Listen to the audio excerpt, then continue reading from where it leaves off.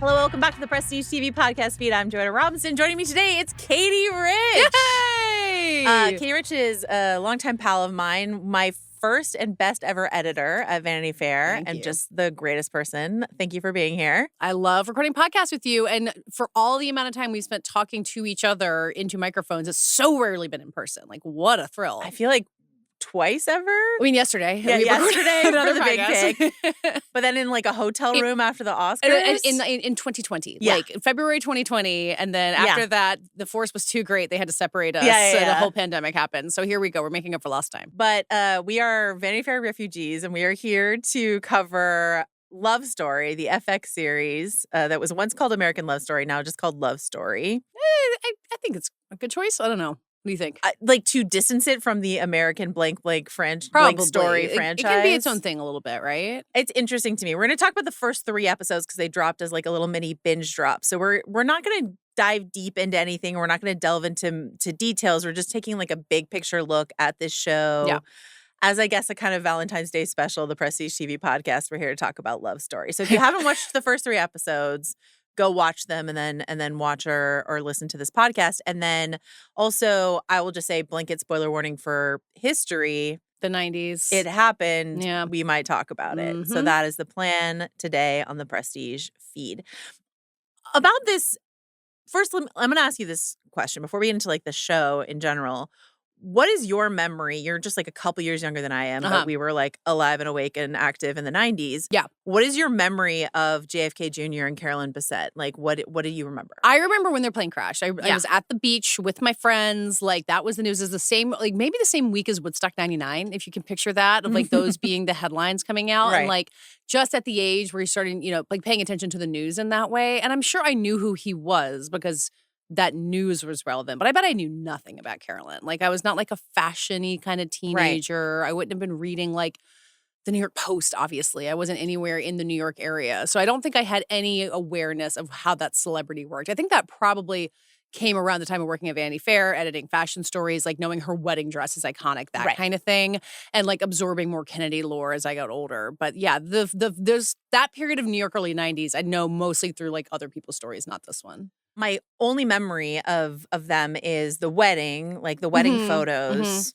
Her iconic dress. They got married in like a barn somewhere, which will be like a church, like an old African American church. Which, like, if they did that now, we would be like, guys, what's happening? Yeah, why here? And so that the like the photo of them leaving that church. Yes, that looks like a barn, but it's a church. Yes, it's like an old weathered seaside church. weathered church. Her dress, this very like we got married moment on the cover of People magazine, and then the crash, and that's really all. It's like the wedding and the crash, and absolutely, that's it. Yeah. And so for people who are older than we are or more dialed in than we were at the time, this might be more relevant. But I was thinking about this. This is a Ryan Murphy joint, but what I have been given to understand is that it's closer to the People versus OJ American Crime Story, in that it's Ryan Murphy with Nina Jacobson and Brad Simpson, his like longtime partners. But this show is created by Connor Hines. It's not really like a Ryan Murphy show. It's got his name on it, but it's not.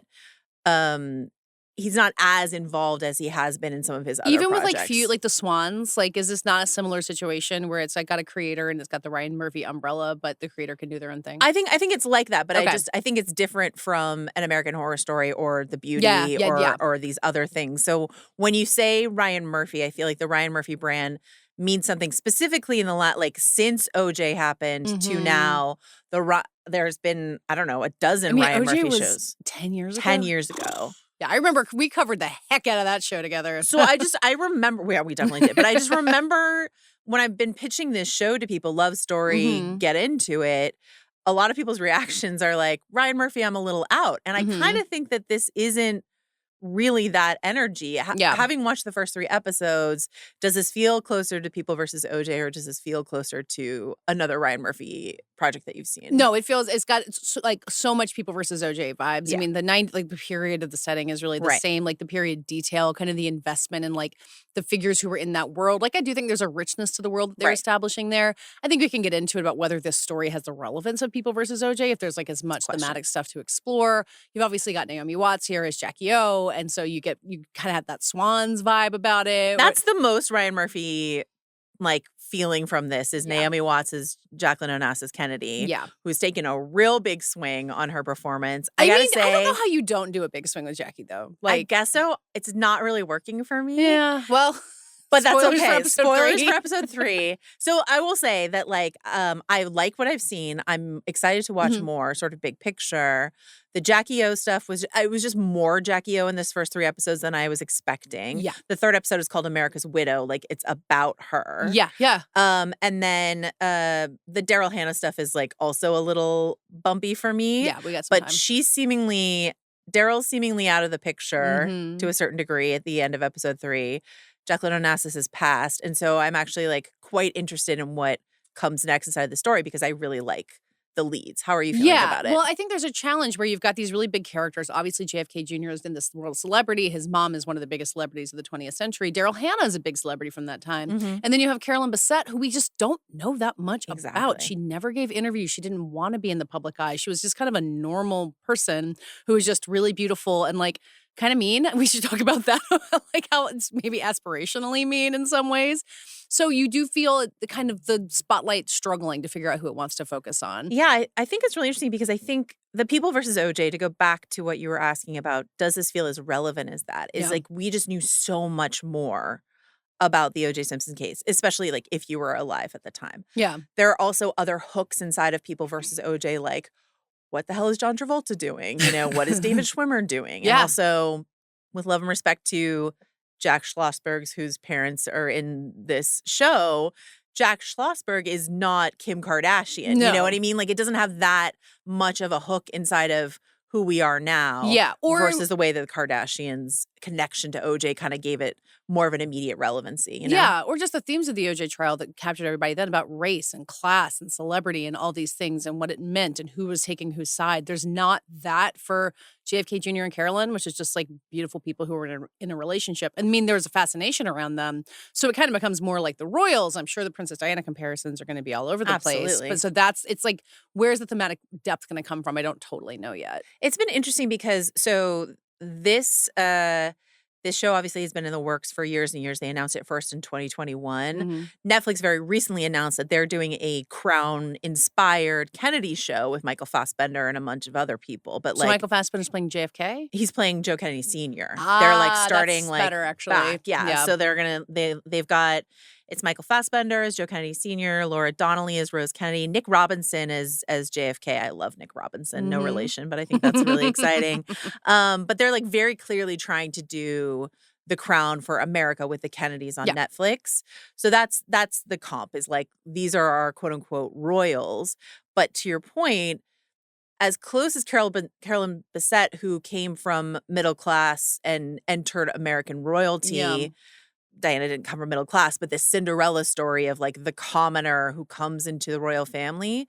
Diana was so open and messy, and we just knew way too much about Diana. And Carolyn was this completely closed book, like standoffish. I don't disrespect that stance from her, but it's so much more of a mystery, which could be intriguing. Like on the one hand, Diana, we feel like we knew so much about her. So by the time we got to that season of The Crown, maybe we're like, we already know this story. Yeah. And with Carolyn, it's a bit different. What do you think? Yeah, I wonder what the depths of Carolyn are, because what we see from her in these 3 episodes, I mean, she's interesting because she's that closed off thing. Like she's not dishing with her friends. She's not really trying that hard to be relatable to us, the viewer, or to the people around her. I mean, she's beautiful and she is, trying to undermine people at work sometimes. And she starts up this relationship with this underwear model and you're like, you're not being very good to him. Like, why are you kind of toying with him in that way? So it's interesting to see kind of the flaws in that character with her.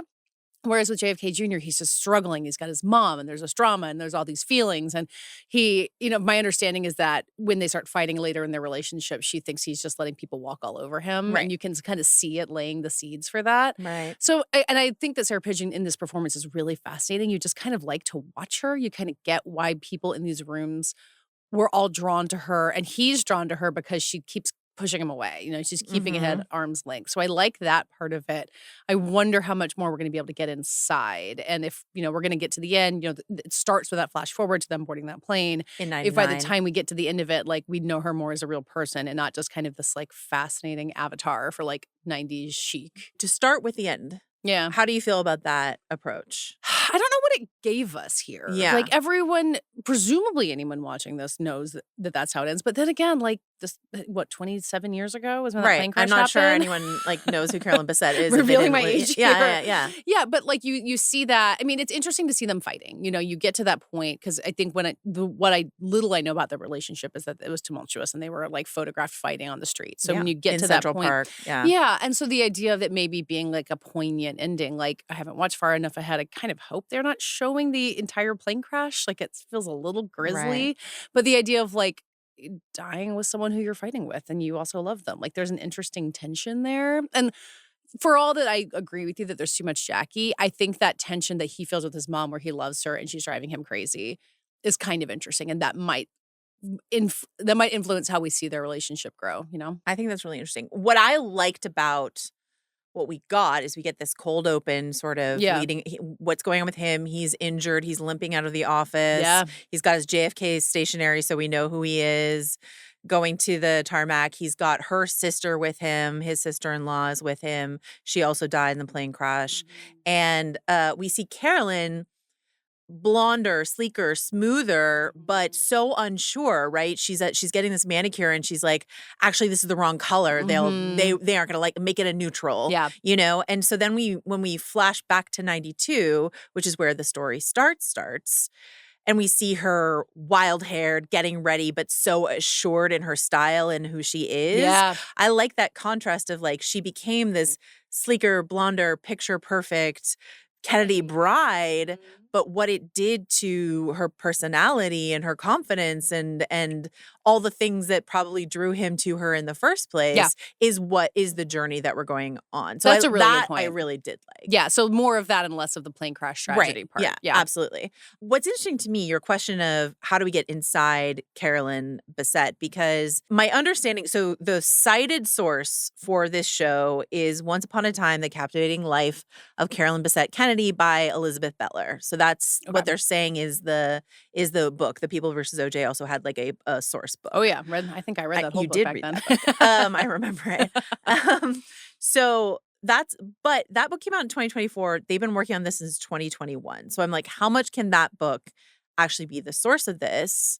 Is the writer of the book credited on the show in any way? Like, is it a parallel process thing? I don't know that I don't know that she's like credited as a it's credited as directly inspired. I don't see her in the like producer rank. I just wonder if, like, you've got an unpublished manuscript, books take a while to get out there, and like they announce a show 2 years later, they're ready to start writing, and it's like, okay, we can use this. Like, it seems like that makes sense to me. What I did think was interesting though is like we get, as I was trying to do some light research, I didn't dive as deep as you and I did for OJ, but to do some light research from this, I was sort of reading various articles that have been written over the years about Carolyn Bessette, and a lot of the stuff we get in this opener seems to come directly from a different book, which is Michael Bergen, who is the male model who she's dating, wrote a book called, a kind of like trashy book called The Other Man, John F. Kennedy Jr., Carolyn Bessette, and Me, where he alleges that there was a lot of like overlap and all this other stuff. But this information that was in this book was about her morning routine. So it was like 7 minutes to chic. She would get up and she wouldn't ever brush her hair. And these are the kinds of clothes she wore. And this is like her bagel order. And this is how she got on the subway. And like that was just the opening minutes of the episode to me. So I am curious how, and Michael Bergen, the male model, plays a fairly significant role in these first 3 episodes. I thought he was there as just to kind of look at her dating a kind of poor man's JFK Jr. is sort of what the energy was. Kind of. But I was like, oh, if he's an uncredited-ish source for all of this sort of like insight into Carolyn, I think that's interesting. And I'm curious how you would feel if one of your ex-boyfriends was a major source in a TV show about you when you've purposely kept yourself distant from the press. I you know? would not feel great about it. Yeah. I mean, I guess in real life, she also put him on the Calvin Klein billboard. Like, Yeah. so she gave him a leg up. So I guess he's going to keep using her to get legs up in the afterlife. I mean, I like that detail about her, though. You know, there's me something too. like, I love the pre opener. Sex and the City Carrie Bradshaw vibe about her waking up in that little apartment and her clothes are all over the place. And she looks incredible no matter what she's wearing. I think she's wearing a black turtleneck in summer in the office. And you're like, wow, okay. Yeah, in New York. I know what that smells like. Yeah. Yeah, getting on the subway wearing a black turtleneck is a choice that you can all make. And his role, I had the same thought of like, she's warming up to JFK Jr., but also like, getting with him and then leaving him, and you see her at the club with her friends and she's kind of like tactically calculating. Yeah. But it's not the kind of like upward mobility scheming to marry a rich guy thing that like Diana was accused of, or that you might think of like as a stereotypical version of how you wind up marrying a Kennedy. You kind of see her in her independence and what she values and her thinking process. You see it at work too. So even though she's kind of using this guy in their relationship, it also shows how she's getting more powerful at work, that she can turn him into the Calvin Klein model to replace Marky Mark for a homophobic incident I didn't even know about. It was, oh, you didn't? I mean, I knew about other ones. I think that one was news to me. Yeah. So, there's just so many to choose New from. depths to mine with Marky Mark. Great stuff. There's a great Variety article written by Daniel Daddario about the process behind making this show. And this is something that Connor Hines, who is the creator of the show, who is like a very like first time TV creator, I was just gonna TV ask, writer. where did he come from? He was an actor, I believe, and just like wanted to try his hand at, according to his Variety article, he wanted to try his hand at writing. He had sort of dialed in on the Kennedys and Carolyn and had been doing his own research. And then he heard that Ryan Murphy or FX or whatever was interested in a project. He's like, hey, guess what I've been doing research on? Yeah. That's the story in Variety in any case. But this is one of the quotes he has about Carolyn. And I'm curious if you can identify what it reminded me of.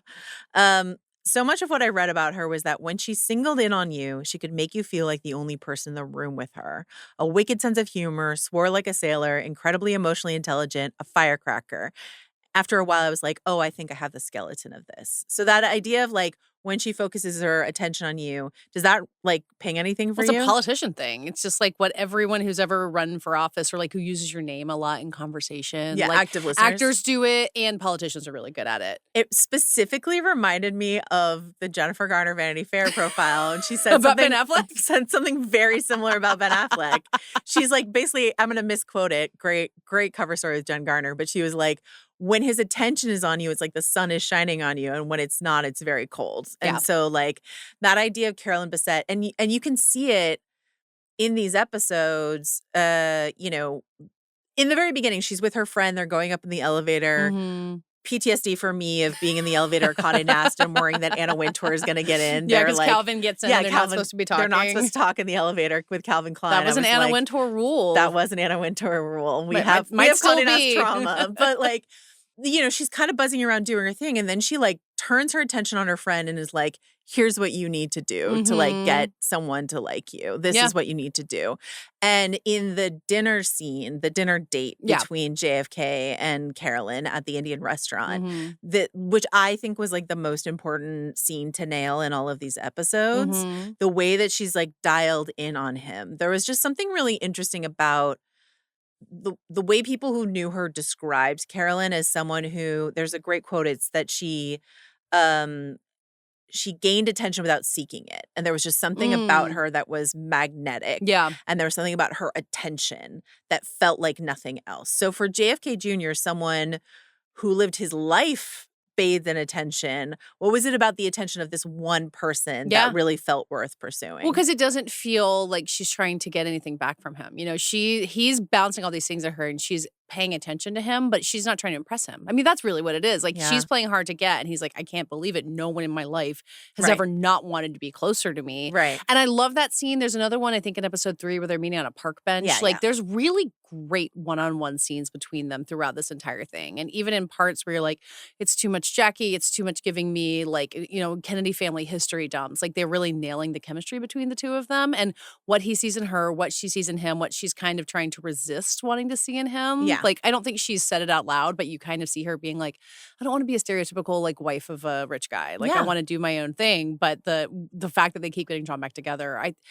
I wondered how I felt about how long it takes them to get together. Like, that takes 3 full episodes before this relationship before they kiss. I think it's just in the end of episode 3. Right. But I liked the drawing out of that between them. Maybe could have used a little less of the other stuff in the meantime. Yeah, I mean, this is the truth of their relationship is that they like got together for the first time in 92 and then I think not really until 94, 95. And so I like that idea that she wasn't just sitting around moping for him, right? She was living her life to, discovering Kate Moss, Underwear models, yeah. which is true. It's true. She has picture off a pile. I think they lived in the same building or something like that. So she like knew Kate Moss and sort of made Kate Moss. So the way in which Carolyn Bessette, in her own way, defined a lot of the look of the 90s is something that I didn't understand about her. You know? Even before anybody knew who she was, she was like the aspirational figure. But that chemistry, I really agree with you. I think they nailed all of their scenes together. I think that final scene when he like bikes to her in the rain is devastated by his mom's death, and the like slow peeling off of clothes, the touching, the calm down, then he kisses her and she's like, no. Yeah, and there's like no dialogue, really. Like, it's well very done. good. Yeah. It's really, really good. The bench scene, the dinner scene, their energy is, I think, pitch perfect. Yeah. I think without a doubt, to me, no matter how much attention this show gets or doesn't, this is such a calling card for Sarah Pidgeon as Carolyn Bessette. She's just, to your point, just endlessly watchable. The way she flips her hair around, what she's doing with her body, like the whole thing is just like, I want to watch this person be mean, be nice, be fashionable, be all these. Carrie Bradshaw's a great comp for that. And I think this is a real calling card for her. I'm wondering, I like him, but I'm wondering how you feel about Paul Kelly, who was cast 3 weeks before production began. Did they have somebody else? No, they could not find their JFK Jr.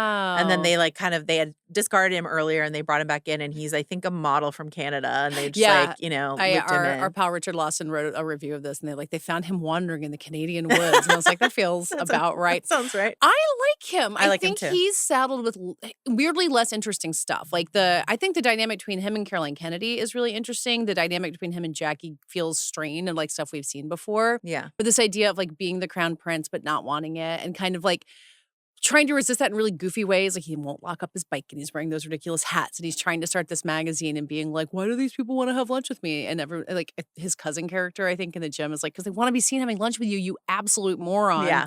So he has this Arrested Development thing, but there's such a sincerity behind all of it. Like, I do at various points think, like, what was he supposed to do? Like, how was he ever going to like cut this knot and find his way through it? Like, passing the bar probably would have been helpful. Would have been helpful. But I the feel hunk for flunks him. is like a great headline that greets us at the beginning. I feel bad for him. I mean, I think him and Daryl Hannah is a hot mess, and he could have done many things to navigate that.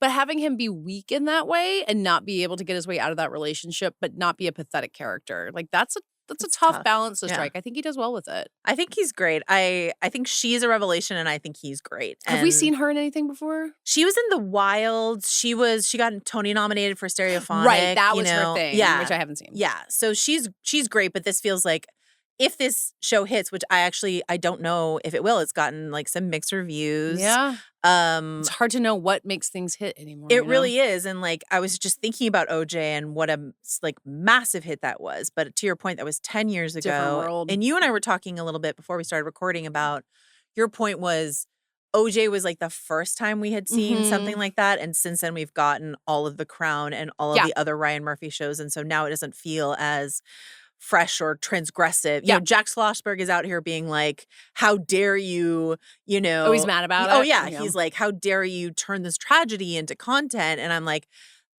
that felt more poignant for us in 2016. Now we are very numb to that like also, kind of outrage, you know? That's a wild stance to take. Like, I mean, the movie Jackie also came out 10 years ago, Like, with all due respect to Jack Schlossberg, I think that ship has sailed. On that front, how do you feel about Naomi Watts as Jackie O putting on Richard Burton's Camelot and like swanning around with smoking a cigarette when Natalie Portman did exactly that in the Jackie movie? I think I wrote in all caps, like, you can't do that. It's a wild thing to do. It's done. Like, and because like all Jackie performances are gonna kind of have that similarity to them. Like, she's kind of a cartoony figure. You're not going to do a different version of Jackie than what Natalie Portman did because that's who she is.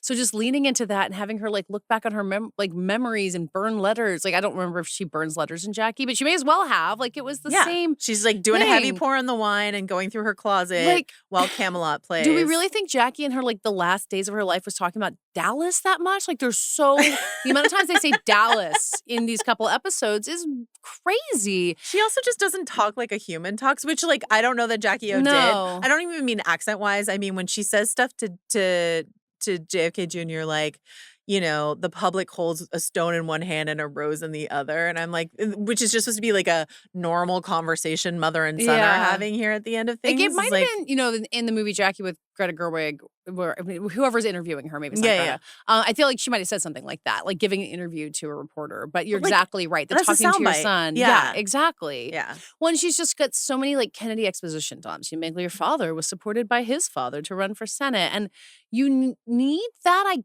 guess. You need to have this sense of legacy. But it's actually later around when Jackie's getting sick and is dying when you start getting Caroline coming up and, you know, they like go out to like wave to the press at some point when they're holding vigil for Jackie. And she's like, why do we have to put on a brave face for them? And you get so much from her that it almost made me wonder, like, what if they just didn't have Jackie in this? And what if it was just getting senses of these parents from beyond that? Yeah, I agree. I think it's an interesting question. Could we have done all of this without Jackie O? Yeah. And I think we could have.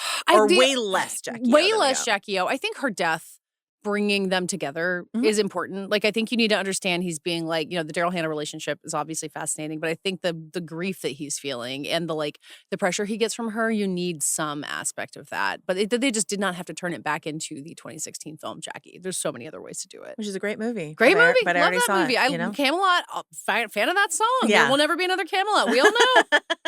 I still remember. I'm curious, like, I'm really curious what the show will feel like without her, in the absence or the shadow of her. Yeah. I'm also curious about this Grace Gummer performance as Caroline Kennedy. Yeah.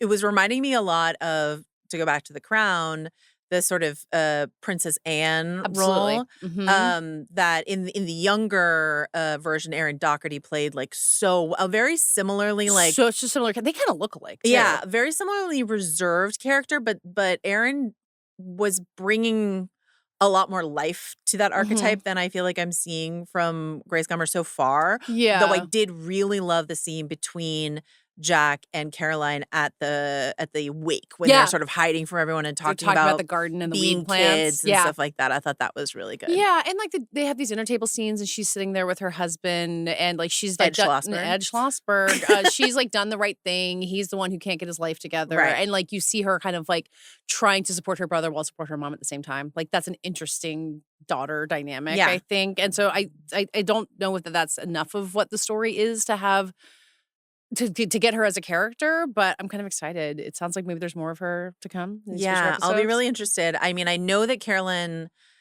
Bessette did not get along, clearly did not get along with the Kennedys. I mean, you can tell, even from, like, she hasn't met any of them yet. How much of that is going to come from, is it on Caroline to represent inside of the Kennedy family? I'm unclear so far. What's interesting is, like, in all of the Jack and Carolyn Here's Their Story articles that I read in the last week or so, their meet cute is not at all what we see here. There are a bunch of different versions that exist out there in the world, but none of them are what we saw here. So they gave them a little bit more of a, like, genuinely Cinderella at the ball, sort of sneaking into a ball where she doesn't belong. Yeah. He spots her. She's the princess. Yeah. You know, and he comes looking for her. It does sound like there were a bunch of, like, galas involved in their early courtship, though. So absolutely. Like, the pool one that happens later, like, that's definitely part of their story. But so to give it a more kind of Cinderella aspect at the beginning, but also my understanding is that the thing that they show us inside of this show, which is that it was Daryl Hannah's problem that she, like, didn't get to spend time with the Kennedys and Jackie O. That was also a Carolyn Bessette thing, that she was upset or he wouldn't introduce her to Jackie.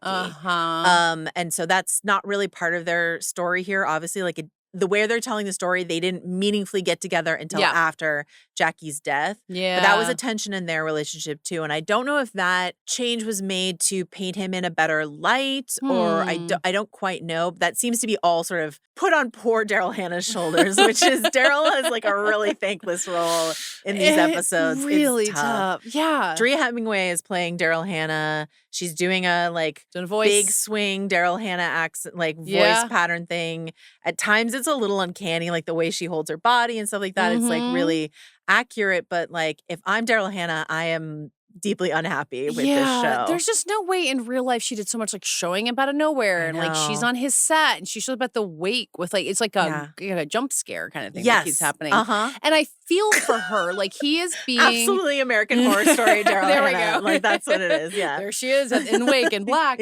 And you feel and she's like, everyone's wondering about us here at Jackie O's wake. Everyone wants to know what's going on with our relationship, Jack. Absolutely insane behavior. Classic actor stuff. Yeah. Like, I'm not the main character. Yeah, I in all guess this. so. And I feel for her because he's so avoidant. Like, she shows up and he's like, okay, Daryl, I guess you're here now. Like, you really want him to take any kind of stand. So, as much as it feels like she's kind of reading the signs she wants to and not paying attention to the other ones, but it's hard to have sympathy for her. It's interesting that I'm like, does this show like any woman that's not Carolyn Bessette? Like, Caroline's getting a tough treatment. Jackie, who's like an asshole about Daryl Hannah and a bunch of other stuff. Like, I don't know how much this show likes women. I'll be curious to keep watching and find out. Yeah, that would be a really weird like through line for this show to have. And like it's complicated women. I think you can give it that. I don't think anyone comes in. Women. We do, and in theory, these Ryan Murphy shows do. Although. Hard to know how they add Big up. question, yeah. I would rather them be complicated. I would rather, aside from Daryl Hannah, it feels like everyone has a justification for how they're acting. And maybe they're all just rich snobs, and that's why they act that way. Like, including Carolyn to some extent. Like, she can be a snob and be kind of difficult to people. So it's a complexity that I appreciate. The only good person in this world is Annette Bening, I guess. Oh my God. That was, you want to talk about uncanny. Like, that was a really good Annette Bening. Really good. I mean, the hair is like so key to it, but like so much of the way that she's acting and like the first dress they have her in is so terrible. Right. And then you're like, this is early 90s Annette Bening, you guys. Like, get it. I don't know who plays her. It's so good. But it was really fun to me because this is what I love. Like, this used to be our bread and butter of Vanity Fair, which is like, we would definitely have a breakout post. They might. I don't know. We're recording this a little early. I haven't Googled it yet. But like a breakout post about the fact that Annette Bening did wear menswear to the Bugsy premiere. So like, what's the connection there and stuff like that. I definitely Google image search like what she wore to the Bugsy premiere to like see it in action. So this is the stuff we love. This is as much we started in 92, we end in 99. This is as much a show about the 90s as it is. It has the opportunity to be as much a show about the 90s as it is about these people in the 90s. Other than like the, I don't know, Blind Melon, Mazzy Star, Sixpence None the Richer, Needle Drops. Like, Mazzy Star is kind of a cheat though, don't you? Like, and as soon as Fade Into You comes up, you're like, oh, okay, it's gonna get me. But it's like Max Richter at the end of Hamnet. It's a cheat code. Absolute cheat code. Pretty much. Yeah. But like, is there anything you were asking sort of like what depths could we mine here that OJ did a great job with? Yeah. Like what is happening? I mean, we weren't like adults at the time, but like what's happening in New York at this time that could speak to us in a greater way? Is there anything you can think of? I mean the paparazzi, like the role of that in their lives. Like I don't know if like the death of Princess Diana will be covered on this show, but you think of that as a fulcrum point of when these people could just like expect to have photographers following them, and now it's so different and everyone's got a camera phone. So kind of understanding that way of like managing publicity and managing yourself as a public figure. I mean, I think it's going to be the Kennedy stuff more than the 90s stuff, right? Like legacy and what you owe people, and Jackie saying the stone and the rose, or Carolyn talking about putting on a brave face for them. Like I think that weight of responsibility, but that's also the thing that has been said about JFK Jr. always is like he's like the prince in the tragic story. So I would like for there to be more about like Calvin Klein or like culture and fashion and stuff like that than the Kennedy legacy stuff. I'm curious how that balance emerges. I do think it's JFK Jr., who's not someone I've spent a lot of time thinking about, to be perfectly honest with you, is such an interesting, they obviously underline it, Sharpie highlight it, this idea that the public met him as a boy grieving his father, right? Like he and Caroline as two children grieving the death of JFK is iconic imagery of You the American. You see little baby JFK Jr. in the crowd at Jackie's funeral. Like, he looks at and he sees a little, like, memory of himself, I guess. Yeah. But, like, yes.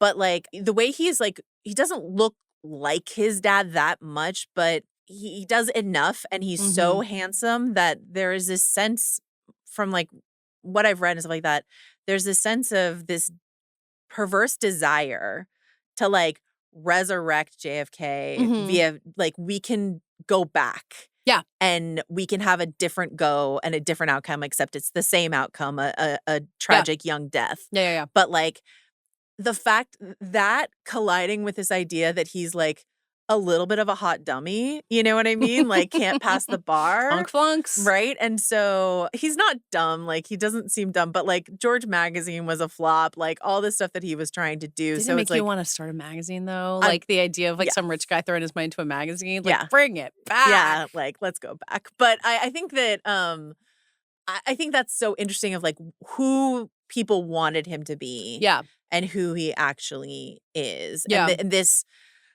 I presume it's, Ted Kennedy at Jackie's funeral reading the eulogy and talking about how she just wanted to be a person, but the world needed her to be an icon. Yeah. And so, like, what the world needed JFK and what the world then will want the woman who marries JFK Jr. to be versus the messy-haired woman that we meet in 1992 at the beginning of the show. Yeah. You know? Yeah, I mean, thinking about, like, what America thought it was doing in the 90s, you know, like, this is a very pre-9/11 story, very pre-9/11 New York, like, you know, the plane crash in 99, like, wrapping up this decade of being like, we got it all, we made it to the mountaintop, everything is fine. Obviously, the OJ show is also set in the 90s, in this period, plenty of problems to mind. This is not the story you're going to use to get into questions of race and class and all of that stuff. So what are the other things about America in the 90s can you bring out? I feel like class will be here, but it'll be on a, like, completely unrelatable degree. Be right? Like, your dad was just a lawyer? Yeah. Wow. Wow, you worked at the mall ever? Disgusting. Which I'm not opposed to that. Like, I loved The Crown. Like, them being like, Princess Diana grew up, like, just in a house on the estate, not like an act. She doesn't have a title already. Like, right. I'm fine with that being part of the drama. Do you want to talk about Alessandro Nivola as Calvin Klein? I'm into it. Yeah. The Nivola family, I'm a big fan. you just never know what they're going to get up to next. Like, because the daughter is also an actress, or they're like the kids and Emily Mortimer. Nivola, like, I didn't recognize him at first. I had to look it up who he was playing. And it's not a big performance. And I guess Calvin Klein as a person is probably pretty restrained. But I just like the, like, air of, you know, haughtiness and menace that he carries with him into that elevator. So he's married to a woman at the time, and Calvin Klein will, like, later in his life come out and have male partners for the rest of his life. And so I thought that was, like, a really interesting way that they were treating it at the beginning. Like, they had a few comments about, like, our boss's, like, questionable sexuality or whatever, or in the Marky Mark homophobia conversation, he's sitting there as, like, a closeted gay man. Yeah. Inside the world of New York fashion, the worst kept secret or something like that. Tells you something about the 90s. Yeah, then. But just sort of, like, sitting there, and his reaction where it's almost felt like he felt the need to downplay it so that his sexuality didn't enter into the conversation. Do you know? I thought that was really interesting. If he says we have to put out a statement, and it's like, are you going to put it in your name? And it's just like, I don't want to. We're not going that far. I thought that was really interesting. Yeah, I don't know how much more of a role he can play in the story overall, but I like having him here. Something that was interesting when the first photos of this show hit the internet, the reaction from people who know way more about fashion than I do, which is everyone, was that they got the fashion wrong for Carolyn Bessette. She's not fashionable enough, or they didn't quite nail her minimalism or whatever the case may be. So FX has been, like, really heavy on the gas in all of their sort of behind the scenes about talking about all the research and all the vintage pieces they found and all the things that they did. So they're really hitting the, like, no, really, we got the fashion right, we swear sort of energy.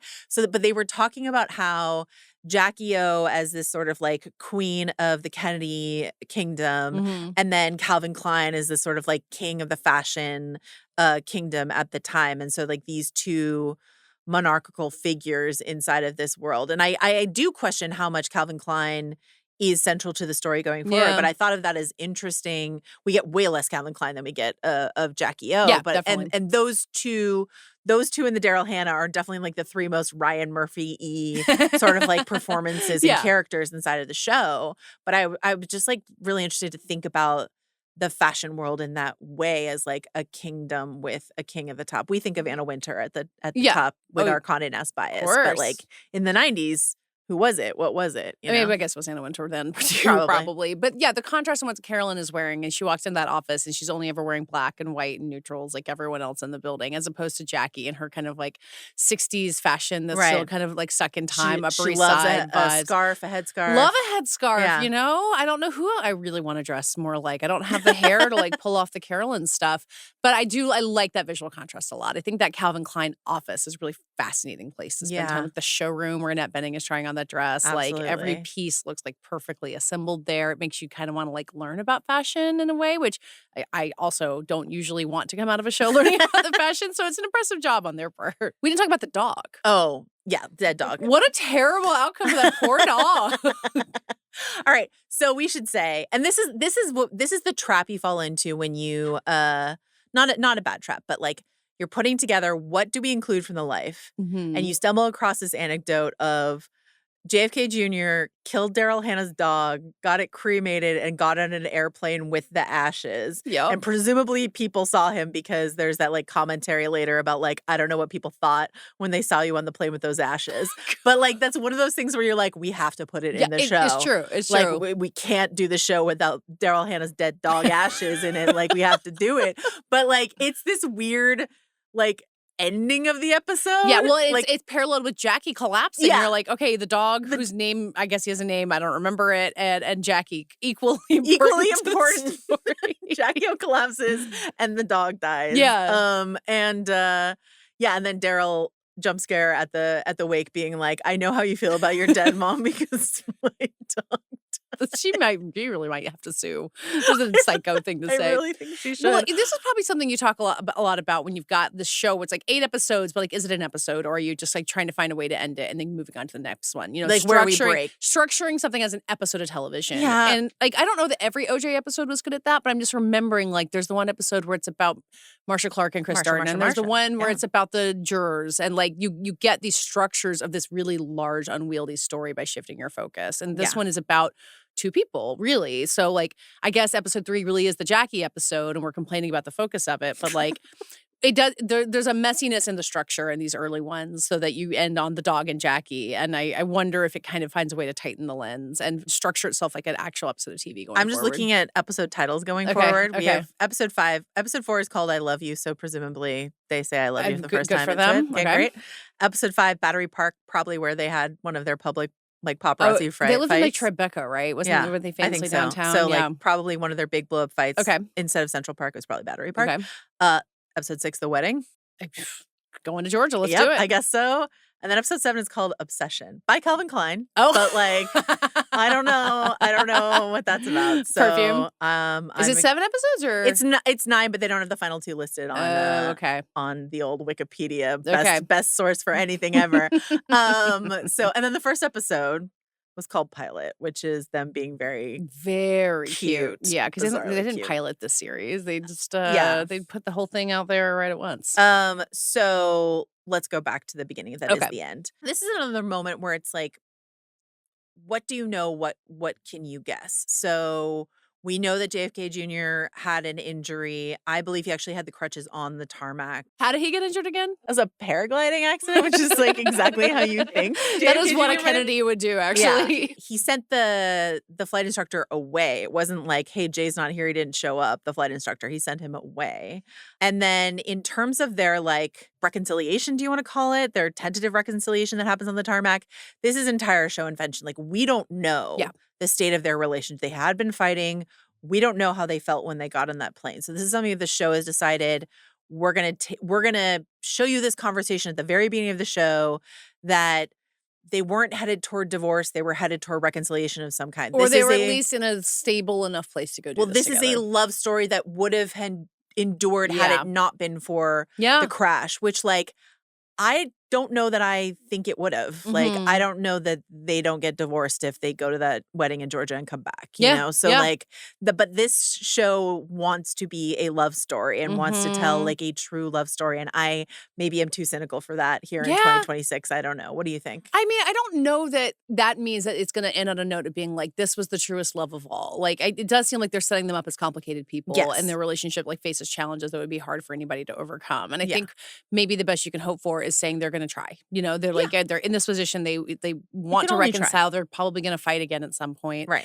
Because again, like I hope there's not an episode of them being inside the plane crash, but like, what is the final note that we're going to end them on? Like, you hope it's a note of like, oh, but we could have fixed it. You know, like at least it's like a hopeful sense of what could have been, which is I think so many of the Kennedy stories is that you think about like what potentially could, and even if they'd gotten divorced and she'd gone on, she could be the editor of Vogue or whatever else. Like that could be an interesting part of it. Same with Diana and Charles, really. Like I felt so invested in their relationship. I was a real Prince Charles apologist watching The Crown. I blame Josh O'Connor for this. Yes. Like now we understand his powers better and he made me like Prince Charles.